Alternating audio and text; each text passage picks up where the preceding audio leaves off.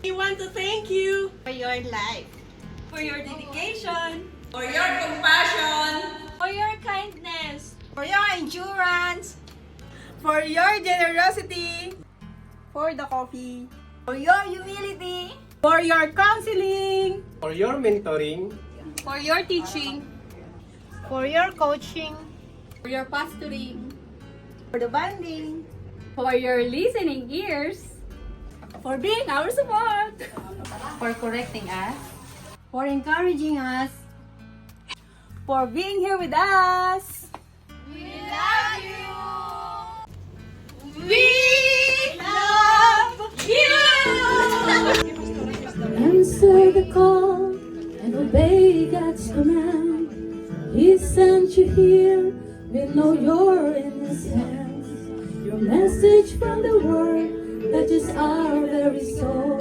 We've seen your faithfulness and we want you to know. Pastor, panalangin ko sa Diyos, naming Ama, ang patuloy na pag-iingat mo sa pastor naming dalawa. Sa iyong paggabay, makamit po nila tagumpay na nagmumula sa iyo at nang maibahagi sa iba. Oo na.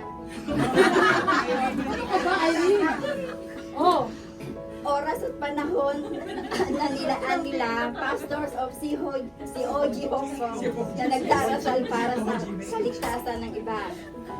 Ramdam namin ang pagmamahal nila. Salamat, Ama, sa paggamit sa buhay nila. Pastor.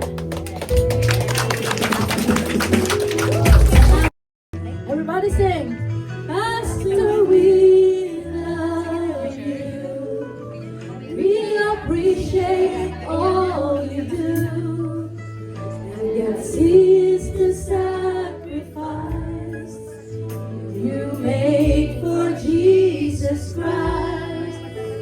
We will pray for the lost, and God leads them to the cross.